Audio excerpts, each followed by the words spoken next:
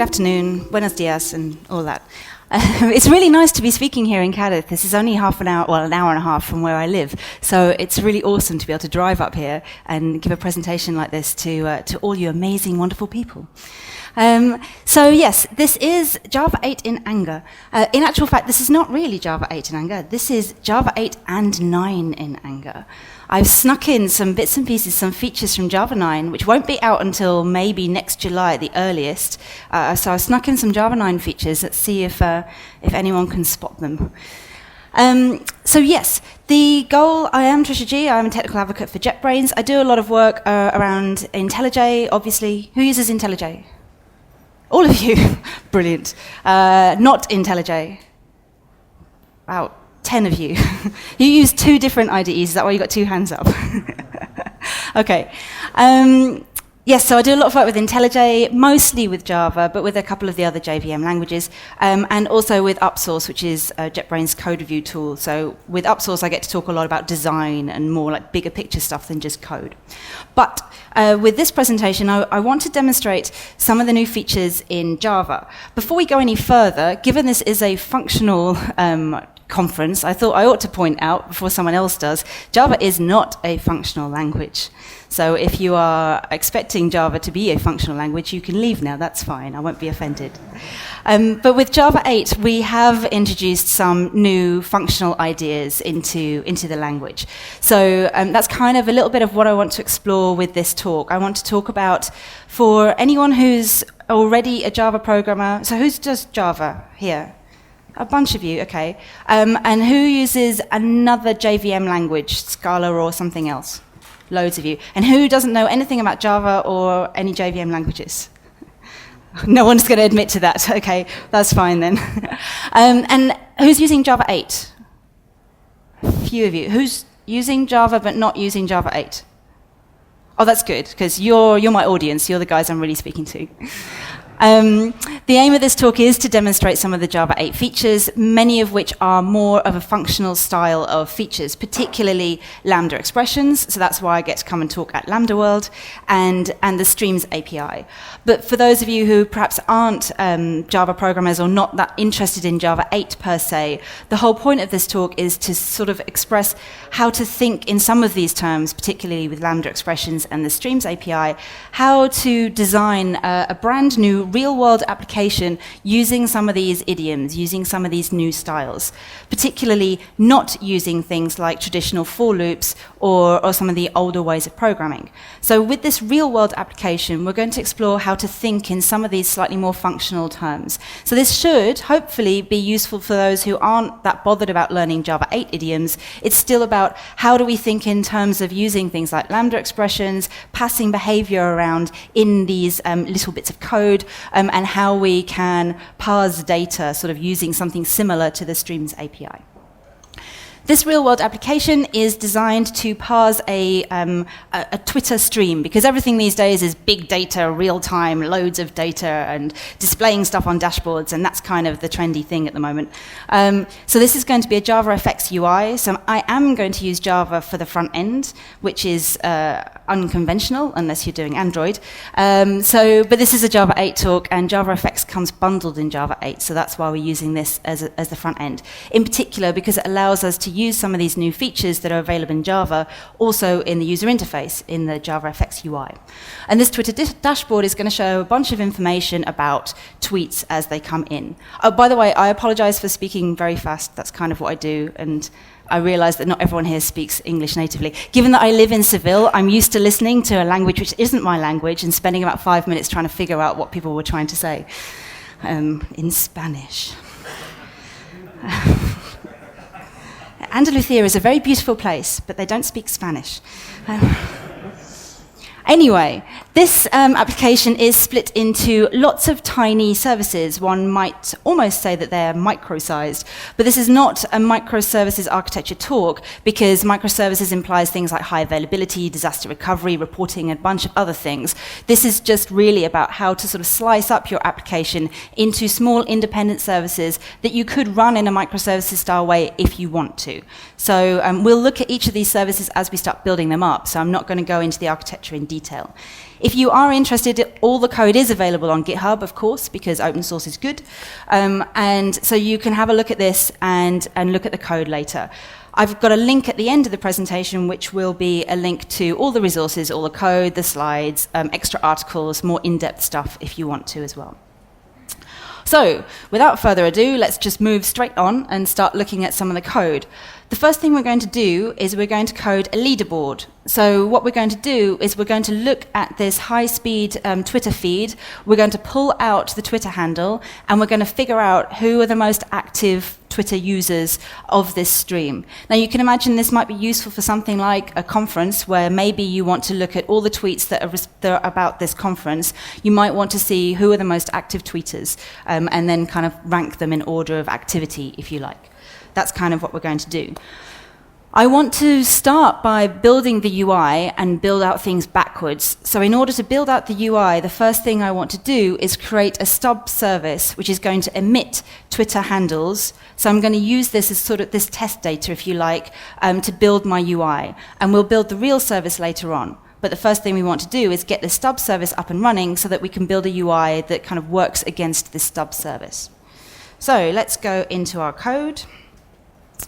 This stub service is, it's very, very simple. All we have is we have a list. This is not good. Let's come out of this. Let's go into, that's better. Thank goodness. That could have been very boring. What we have is we have a list of example Twitter handles, and what the service is going to do is periodically publish one of these random Twitter handles, and then I can subscribe to that and do something with those Twitter handles. So first thing we'll do is we'll just get this started. While we're here, does anyone want to, does anyone notice anything that might be Java 9 shaped? No one's going to own up to that, or not. Java 9 has a couple of nice new features. If you're interested in Java 9, mostly what you've heard about is Jigsaw, which is modularization, and the REPL, which is kind of cool because all other languages have a REPL, so now Java decides Java needs a REPL. But what we do have in Java 9 is some nice new ways of creating lists. So we can create a list using list.of now, which you're probably used to from other languages like Groovy. You can create collections really easily in other JVM languages. Now you can start to do that in Java. This is going to make our code a lot less boilerplatey, so that's quite nice. It's only a tiny thing. Also, I'm using IntelliJ IDEA 2016.3 early access thing. So A, it might crash and die. It's early access, so it's part of the fun. And B, you might see some new features that you're not used to using, like, for example, parameter names, which is quite cute. So it's telling me that with this string, that means the path that I'm going to connect to and the port that I'm going to connect to. So that's new in IntelliJ. So I have my stub service up and running. That's all I needed to do because that was already created. Let's move right on. Let's try and get to something which is more useful.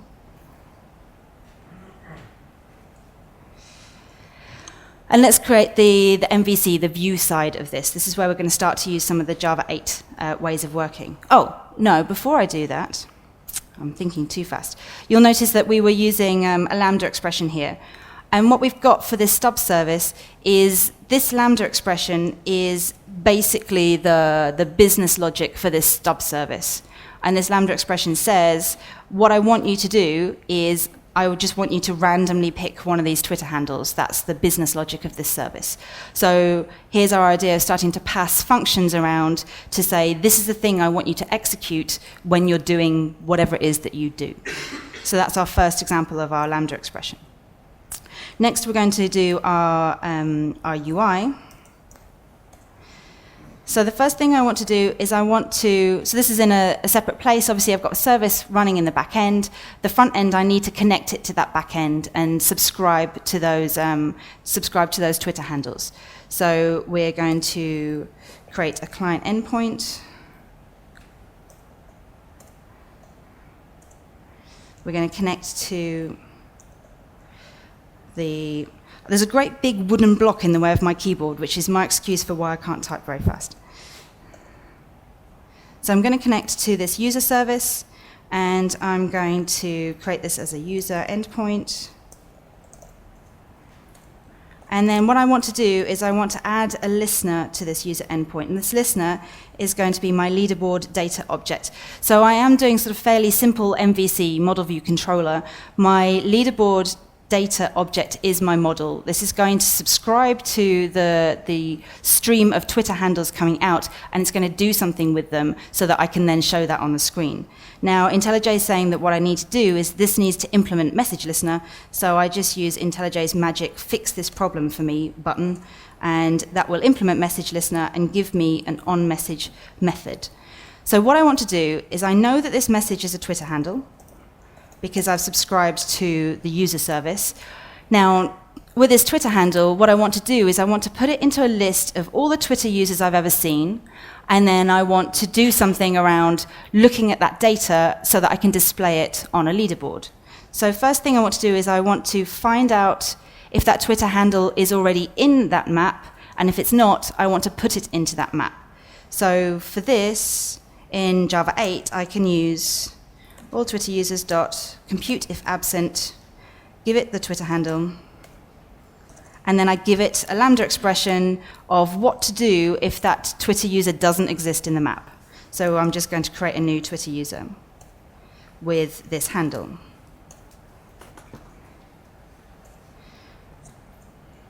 Let's put this somewhere so that we can actually see it on the screen. Is the font size okay for you people at the back?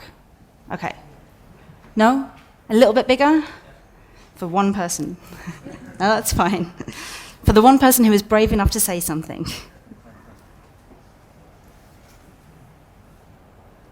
Is that a bit better? Okay. I can tell it's too small because all the text fit on the screen, and when it fits on the screen, it means it's too small. So what I want to do is I either want to get an existing Twitter user or create a new one if it doesn't exist, and then I'm going to increment the number of times, Twitter user, I'm going to increment the number of times that I've seen this Twitter user. Now what I want to do is I'm going to take that whole list of all the Twitter users and I'm going to order it by the number of times they've tweeted, and I'm going to limit it to the number of things that are going to fit on my screen. So this is where we start to use the new Streams API. So we use all Twitter users. I'm looking at the values because I want all the Twitter user values in this map. I'm going to get a stream, and I need to order it. So we use sorted, and I can give it, obviously I give it a comparator to sort by. Now in the old world order, in the old way of doing pre-Java 8, we'd create a comparator which takes an O1 and an O2, and you minus one of them from the other one, but you can't remember whether it's O1 minus O2 or O2 minus O1. But in the new world order, you can use comparator.comparingInt, and then you just tell it which method you want to get an int from in order to compare the values. And what I want to compare on is I want to compare on Twitter user.getTweetCount. Let's static import that so I can make it a bit smaller. So then it's a much more expressive way of saying what I want to do. It's not the old Java way of saying, here's a comparator, and then do a sort on that. What I'm saying is, I want this sorted by some integer comparison, which is the number of times this Twitter user has tweeted. So it's a much more expressive way of showing, of sorting things inside a list. But I want that reversed. I want that in descending order because I'm doing a leaderboard, so I want the most tweeted people at the top. So then I just simply say reversed. So it's much more understandable than O1 minus O2 or O2 minus O1. So I'm sorting it. Then I want to limit it by the number of things which will fit on my screen, which happens to be the number of leaders. Now I'm going to collect this into a new list, and you'll see why in a minute. I'm going to collect into collectors, to list. What I want to do is, this is, like I said, the model part of my model view controller. This observable list in JavaFX, this will get used by the view, and the view will be working on a different thread. What I need to do is I need to put the values that I care about into this items object for the view to display. So we're going to set that. We say items dot set all, this new list here. But what we actually want to do, well, it's probably a simpler way of doing this. Let's extract this out into a variable. Oh, IntelliJ, you couldn't have done that in a better way. This is our top tweeters. Because this items list is used from another thread, we need to pass this into the other thread. We can't set the items value from inside this thread. We have one thread which is listening to the data from the back end, and another thread which is rendering the view. So I need to pass this data to the view thread to deal with that. And there's a simple way of doing that in JavaFX. You just say platform.runLater, and you give it a Lambda expression. So then we can use Lambda expressions in Java 8 to simply pass things between threads. And instead of passing data, you're passing a whole function, if you like. You're passing a thing to do later on. When the UI thread gets round to it, it can do that. So you're not worrying about concurrency necessarily. You just say, do that later when you're ready. So Lambda expressions in Java 8 gives you a nice way to start working in an asynchronous way, which was a bit more difficult in Java, in previous versions of Java. Okay, so we've done the model side of the model view controller. I need to finish off connecting to my endpoint. So I just say user endpoint.connect. And then I need to wire up my model, my view, and my controller. So I cheat because I've already got that commented out because it's not super exciting. I'm going to create my view, which is Leaderboard. And despite the fact that JavaFX is kind of new and modern, we're still using XML because clearly we hate developers. But that's neither here nor there. So I'm going to create a table view with a height, and I'm going to have some columns in this table view. I'm having real typing fail today. I've got a shortcut in IntelliJ to type loads of stuff for me so that I don't need to. So I want to show the Twitter handle. And it's going to have a width of 300. And then I have count, tweet count.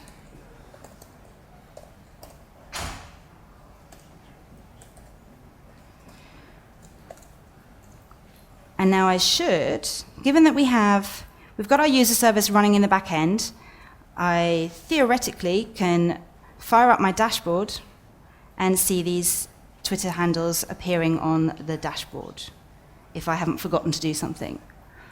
I love live coding, the thrill of adrenaline when things go horribly wrong. See, perfect. What did I forget to do? Null pointer exception. Java, I love you. So good. What did I do? Oh man, what did I forget to do? I wired this up here. I've got my leaderboard controller. I've got my leaderboard data. I put my values, items.settle, top tweeters. Ooh. What have I not done? Right, let me check my cheat sheet. You know what I've got, though? I do have... Oh, no.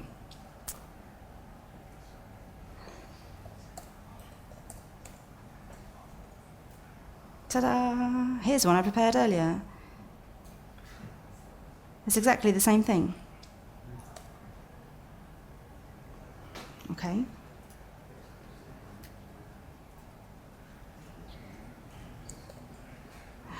Do you know, I've given this talk about 20 times, and I've had about 25 different things go wrong with it.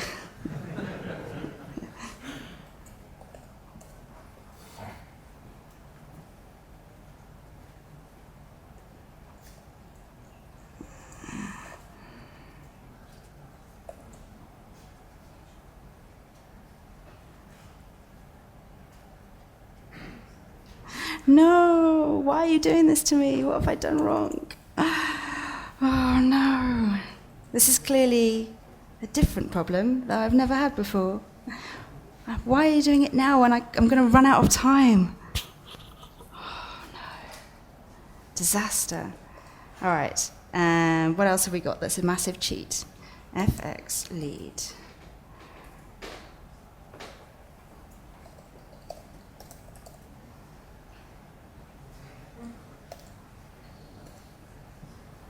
The natives are getting restless. Do something. Right. Let's do some pair programming. Oh, no, look, it worked. Oh, thank God. Whew.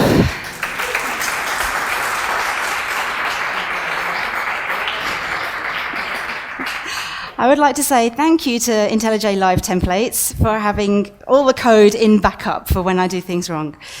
Great. So yes, that was easy, wasn't it? We have our fake Twitter handles. You can tell because they're 3 characters long. We have the count in descending order, which is exactly what we wanted to do. Just to sort of clarify what I did wrong, something was wrong around the XML, and I don't know what it was, but it was definitely the XML, and so I blame the fact that it was XML and not Java. Obviously. Right, so moving swiftly on.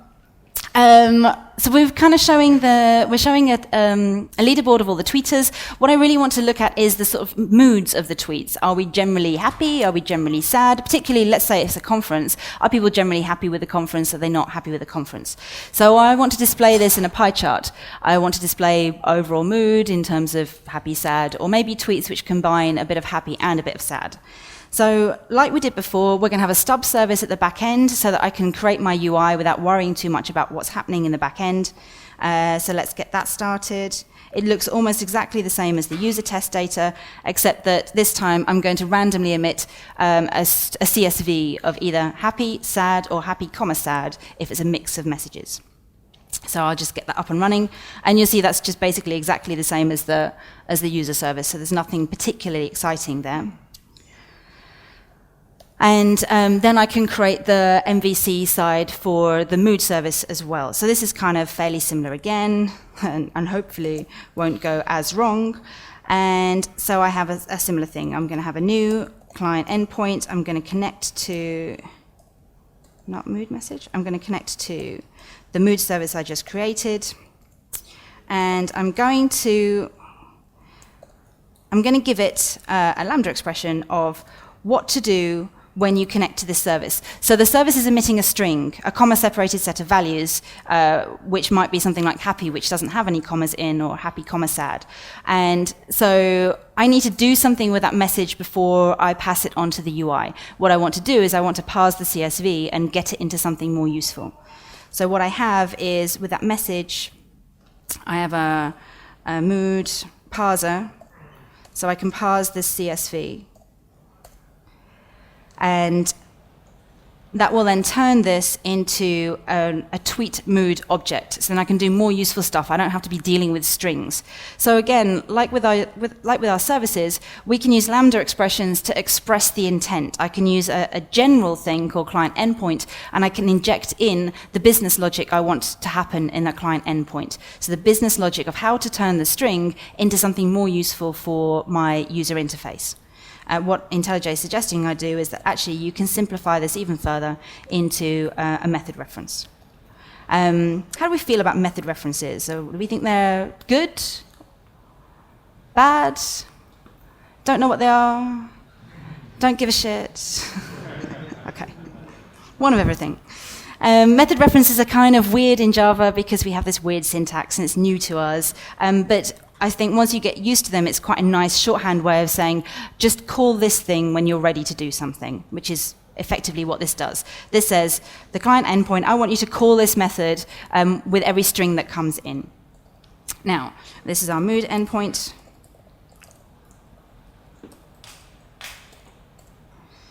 And we want to add a listener to this as well. So our listener is going to be our mood chart data. This also needs to implement message listener. So now that's what we're getting. We're going to get a tweet mood object. That's what that Lambda expression said. Like, turn that string into a tweet mood object. And when I have one of these, what do I want to do? Well, I want to have a look at what it is. If it's happy, then I want to do something. I want to increment the happy portion. +1. Can anyone see anything which could potentially be a problem with multi-threaded applications there? If you're doing a set and a get in the same line of code, it's not necessarily going to happen atomically. And so if this was a multi-threaded piece of code, this could potentially have issues, because what I'm doing is I'm saying get some value, add one to it, set it over here. And if that's not an atomic operation, then you could end up with all sorts of weird numbers happening. I happen to know that this is only running on one thread, so I can safely do that. But if I wasn't, I might want to use some sort of atomic integer or something to do that instead.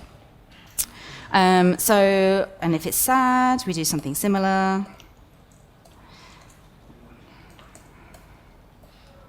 Set pi value, sad portion, dot get pi value, plus 1. Now I'm doing loads of typing, so this seems silly. Why don't we do some refactoring? We are using IntelliJ, and refactoring is the exciting thing about IntelliJ. So let's create a method called increment pi.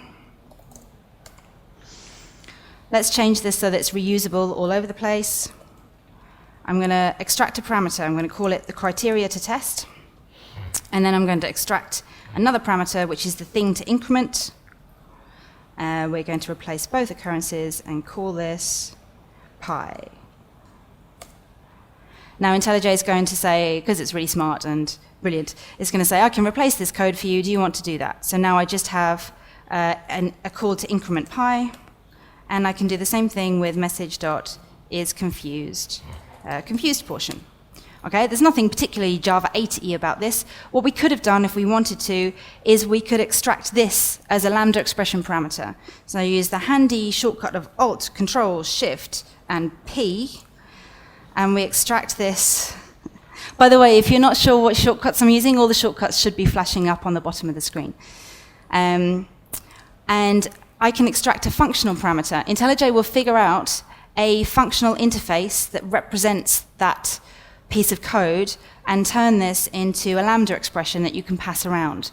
So that's quite a nice way of refactoring towards using Lambda expressions if you want to. You could start by passing objects around, and then when you figure out, well, actually, I want to pass some behavior around, or maybe in this case, I said, I see some behavior inside my method which I might want someone else to inject in instead. I extract that as a functional parameter, and then we can start passing Lambda expressions around instead.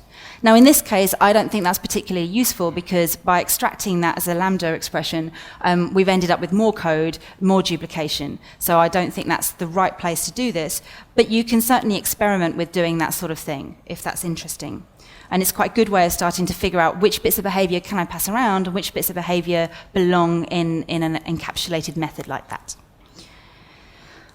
So we're incrementing our pie chart when we see happy messages or sad messages. We've wired up our listener. We need to connect to our endpoint. We need to wire up our controller to our view. Our controllers, by the way, are really stupid. All they do is glue together the view and the data. And I need to create my view and hope that nothing goes horribly wrong with this. This one should be easier. This is just pie chart. I give it an FX ID, and I give it a title, overall mood. And then that's all I need to do to define my pie chart.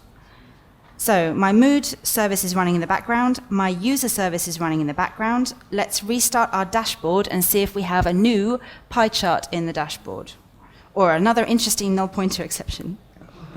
Please don't do that. There we go.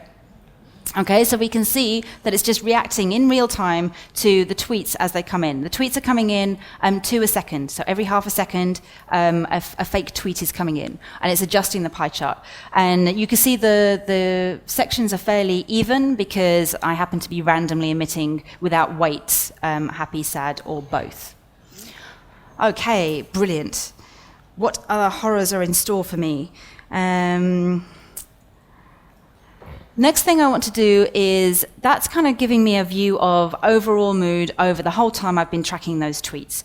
What I want to do is look at the change of mood over time. So I'm going to use a bar chart to track the number of happy tweets. Are we getting more happy tweets or fewer happy tweets, or what's happening here?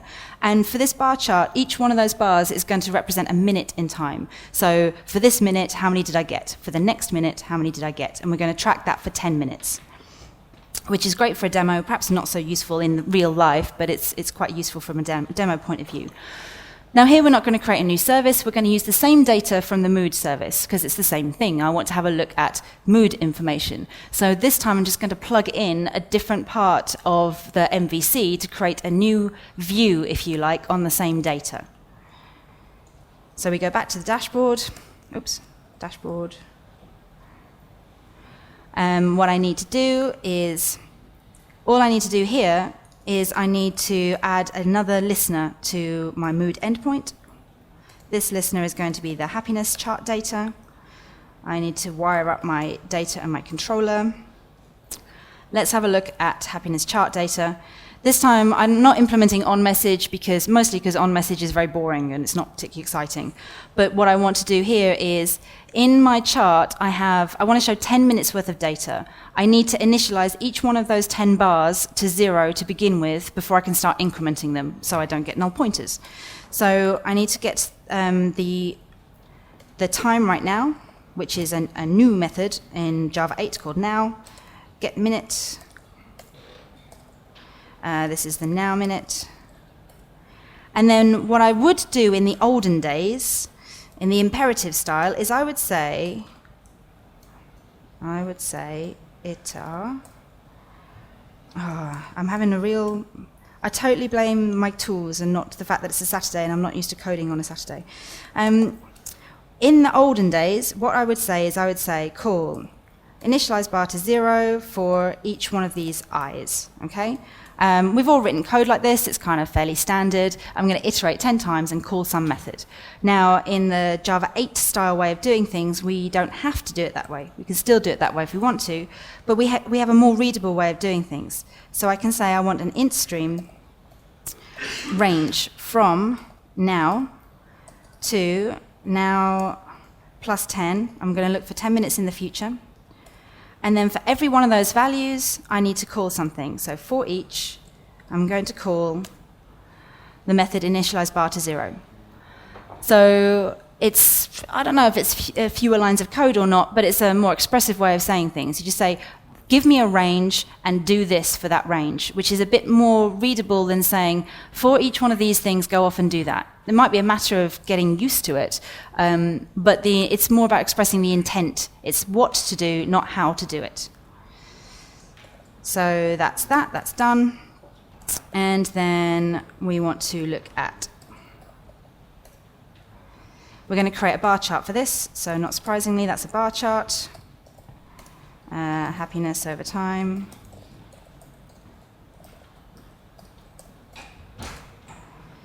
With a height.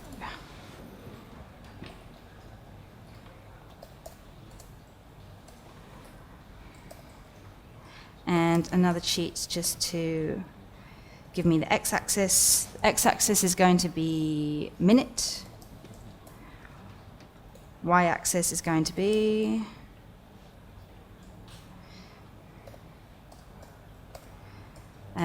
number of tweets, so that's going to be count. Now, let's see what happens when we rerun our dashboard. Let's just make sure I wired everything up properly. Yes. Rerun our dashboard.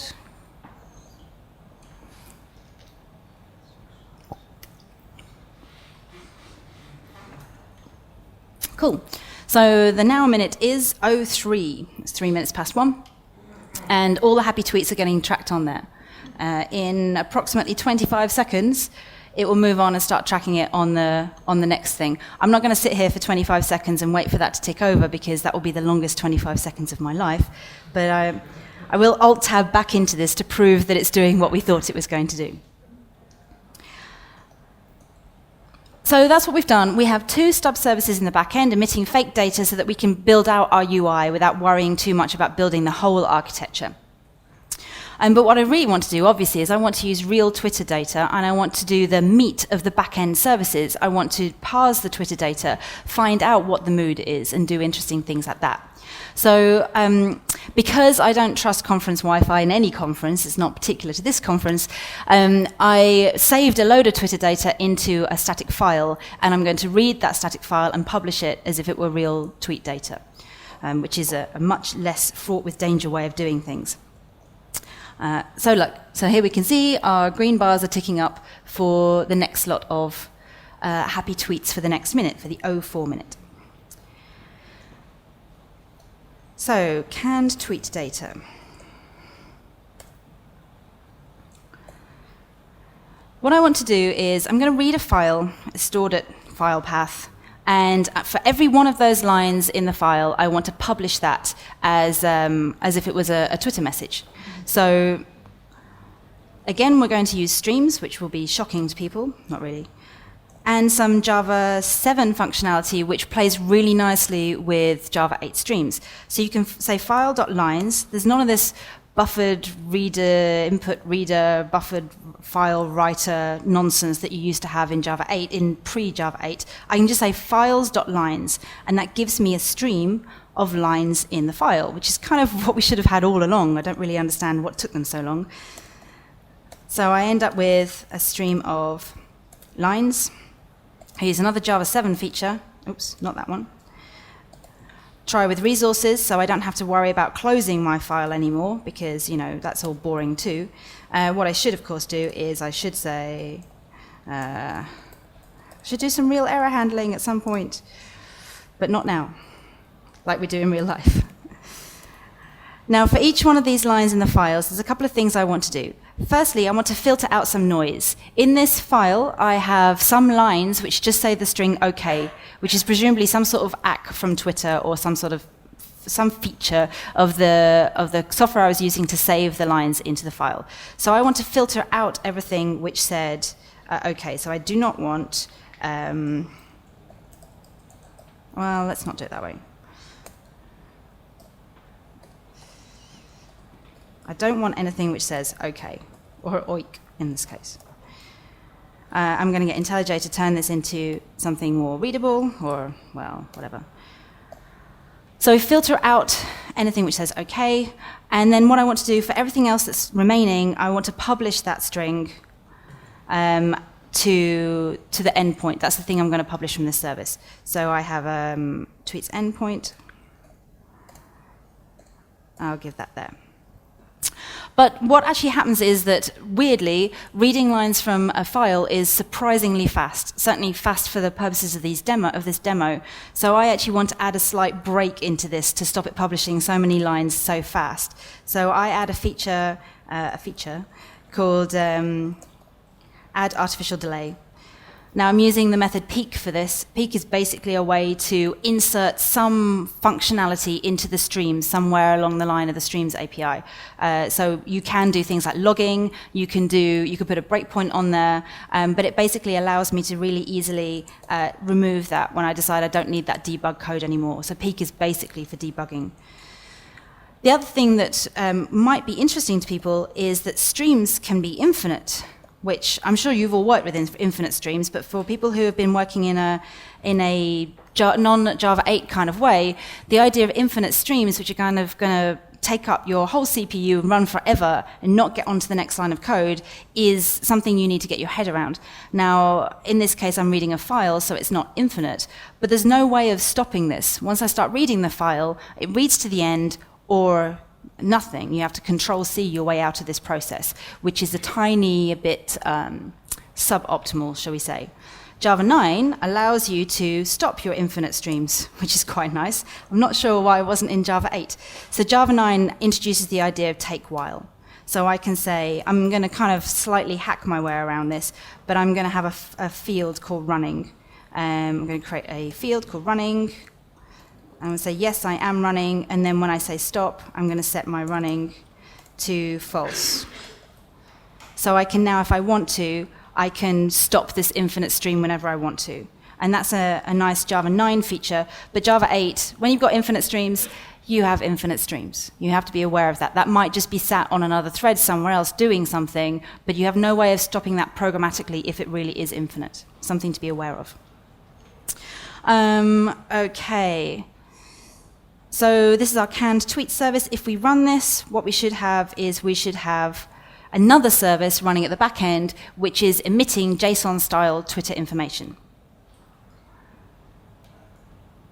and that's this here. Nothing's listening to it at the moment, so the next thing we want to do is actually connect to that service and get the Twitter handle out of it. So we're going to replace our fake user service with a real user service.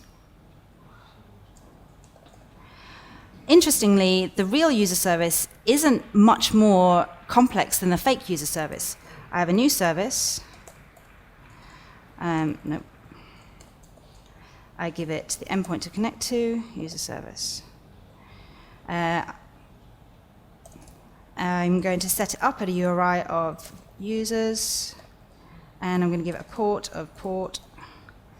And like our fake user service, I'm going to give it a Lambda expression, which is the business functionality of this service. And this is simply a, let's see, tweet parser.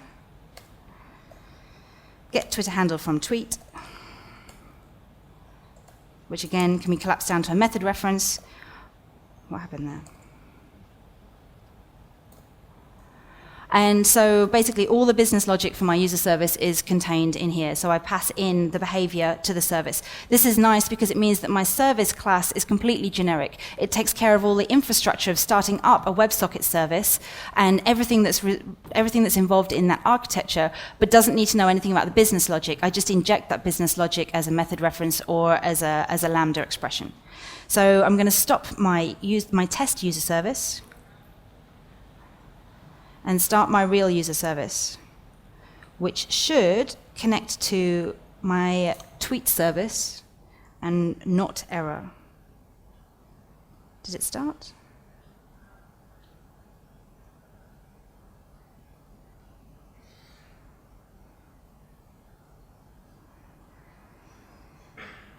There we go. Now, when we restart our user interface, oh, okay, hold on. Let's stop everything and start again. This is why it's not really real microservices, because it's not resilient.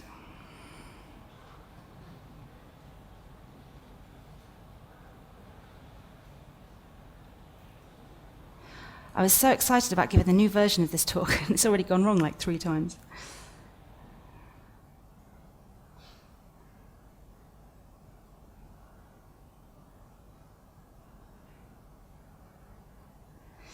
All right, so what I'm expecting to see when I restart my dashboard is instead of my fake Twitter handles, I should see real Twitter handles from my real Twitter data, which we do. So now we have real Twitter handles from the data that I saw. So now we know that the end-to-end is working. What's happening is that we have, why has it gone blue? We have the real canned tweet service running. We have the real user service extracting a real Twitter handle from that information. And of course, we have the UI that we created before. The last thing that we want to do is the interesting piece of figuring out the mood from the tweet. So this is where we replace our test mood service with the real mood service.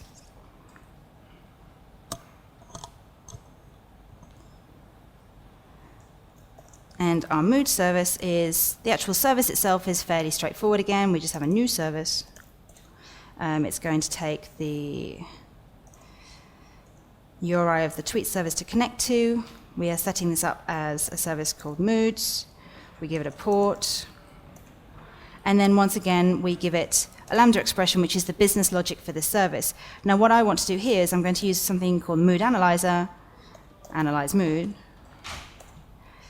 and give it the Twitter message to analyze. And we'll look at let's look into this, because this is kind of the interesting thing. This is another nice thing about Java 9. I can create a map of entries with Java 9 without having to go through some nasty, static, whatever. It's pretty. It's not as pretty as Groovy, but it's prettier than Java used to be. That's not saying much, but that's fine. What I want to do is, I've created I'm getting the content of a tweet, so the 140 characters that make up the tweet. I've parsed that into an array of individual words. Now what I'm going to do is I'm going to use the Streams API to iterate over that array, do something interesting with it, and basically smoosh it down to a comma-separated set of values of either happy, sad, or happy, comma, sad. So I'm going to use the Streams API to do that sort of computation, if you like. So first, we're going to turn the words into a stream. Then I'm going to turn them all into lowercase because my map of words to moods are all lowercase. So s.toLower.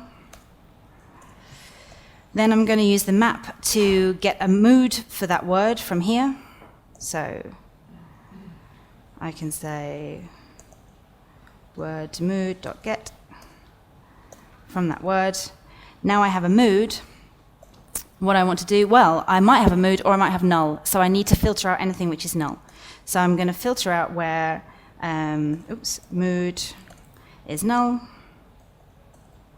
There's a new method called objects.nonNull here, so I can check for a non-null object.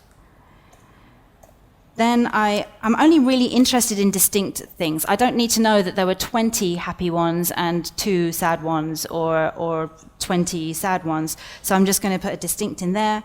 And then I'm going to turn that into a CSV string, which in the old world of Java was a pain in the neck. You have to iterate over it and kind of append a comma onto the end of it, and then right at the end, don't append a comma or remove the comma or whatever. It was a bit of a pain. Now I can just use a collector for that. So I can say collectors .joining and give it the comma. And that will magically turn stuff into a CSV, provided I haven't done something really... Oh yes, firstly I need to turn my mood into a string.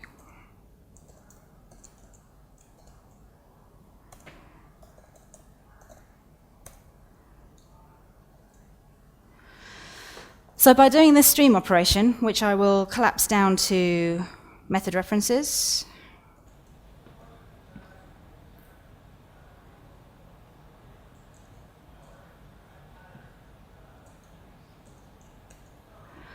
I can do a single stream operation to do the computation of taking a series of sentences, a tweet, and collapsing it down to a mood. Obviously, it's quite crude because I've just got an array, a map of some happy words and some sad words. But basically, you can sort of start to see the power of streams by taking one thing, putting it through a series of different steps, a series of different operations, and get what you want out of the end of it. And theoretically, that's as efficient as you can make it. So I'm only doing that with a single pass of the data. I'm not doing like one for loop to turn everything to lowercase and another for loop to do something else. I have no idea about for loops here. And if this was a very complicated computation, I could even say right at the beginning that I want to run this in parallel. So it will split it out over all my CPUs and make the most of all my hardware here. And that's kind of where we're going with the power of Java 8. That's sort of what Java 8 is supposed to be designed for. So we can do these big chunky computations. And what I do is I say what I want to achieve, not how I want to do it. And that's what makes it parallelizable and also potentially more readable. I can sort of see what I'm doing is turning it to a lowercase, getting some mood value, making sure it's not null, and then turning that into a CSV. It's kind of, it states there what it's trying to achieve, not how to achieve it. Okay, so we go back to our mood service. We'll run our mood service. Let's stop the mood test data. Let's stop everything, just in case. Start everything from scratch again.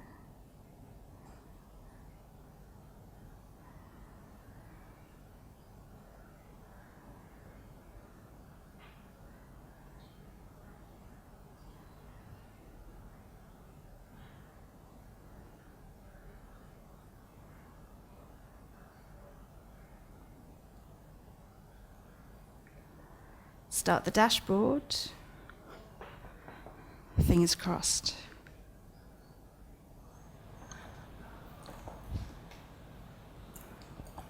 And it worked.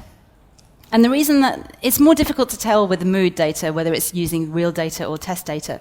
But weirdly, in the real data, people are largely very happy. I don't know where that came from. Maybe it's because it's recorded on a Saturday morning. But generally, the moods tend to swing towards happy, and there are less of the confused, conflicting happy and sad moods.